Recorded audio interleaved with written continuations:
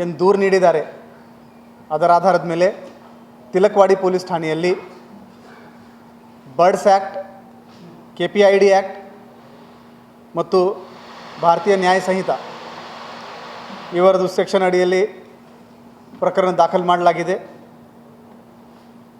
ಈ ರೇಡ್ ಮಾಡುವಾಗಲೇ ಏನು ಗೊತ್ತಾಗಿದೆ ಅಂದರೆ ಇವರು ಕೆಲವು ಕಂಪ್ಯೂಟರ್ಸ್ಗೆ ಫಾರ್ಮ್ಯಾಟ್ ಕೂಡ ಮಾಡಿದ್ದಾರೆ. ಸೊ ಡಿಸ್ಟ್ರಕ್ಷನ್ ಆಫ್ ಎವಿಡೆನ್ಸ್ ಕೂಡ ಈ ಪ್ರಕರಣದಲ್ಲಿ ಆಗಿದೆ. ಸೊ ಸೆಕ್ಷನ್ 238 ಕೂಡ ಈ FIRನಲ್ಲಿ ದಾಖಲು ಮಾಡಲಾಗಿದೆ.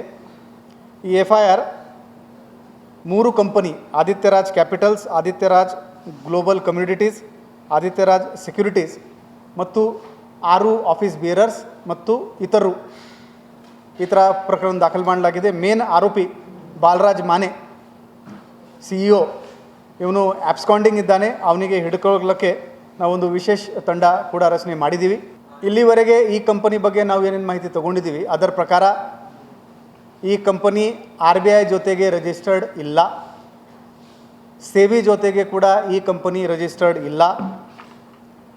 ಈ ಕಂಪನಿ ಪದಾಧಿಕಾರಿಗಳು ಪಬ್ಲಿಕ್ ಪ್ರೋಗ್ರಾಮ್ಸ್ ಮಾಡಿಕೊಂಡು ಜನರಿಂದ ಇನ್ವೆಸ್ಟ್ಮೆಂಟ್ ಮಾಡಿ ಡಿಪಾಸಿಟ್ ಮಾಡಿ ಅಂತ ಓಪನ್ ಅಪೀಲ್ ಮಾಡಿದ್ದಾರೆ.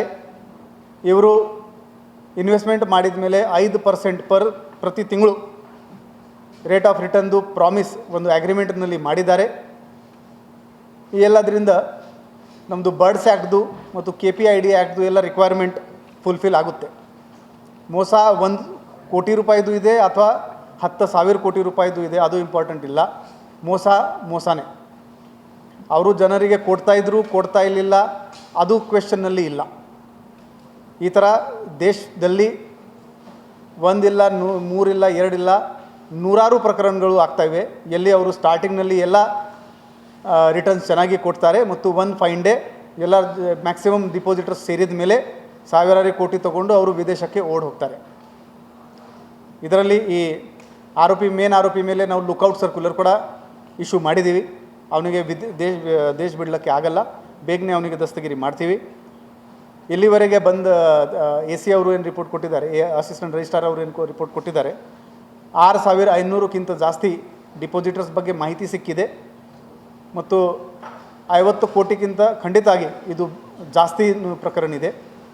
ಮತ್ತು ನಮ್ಮ ಕರ್ನಾಟಕ ರಾಜ್ಯ ಪೊಲೀಸ್ದು ಸರ್ಕ್ಯುಲರ್ ಪ್ರಕಾರ 50 ಕೋಟಿ ಮೇಲೆ ಇರುವುದು ಫೈನಾನ್ಷಿಯಲ್ ಕೇಸ್ CIDಗೆ ವರ್ಗಾವಣೆ ಮಾಡಬೇಕು. ಇವತ್ತು ಬೆಳಿಗ್ಗೆ ಮಾನ್ಯ DG ಮತ್ತು IG ಅವರಿಗೆ ನಾವು ಒಂದು ರಿಕ್ವೆಸ್ಟ್ ಲೆಟರ್ ಕಳಿಸಿದ್ದೀವಿ. ಬಹುಶಃ ಇವತ್ತು ಅಥವಾ ನಾಳೆ ಈ ಕೇಸ್ CIDಗೆ ವರ್ಗಾವಣೆ ಆಗುತ್ತೆ.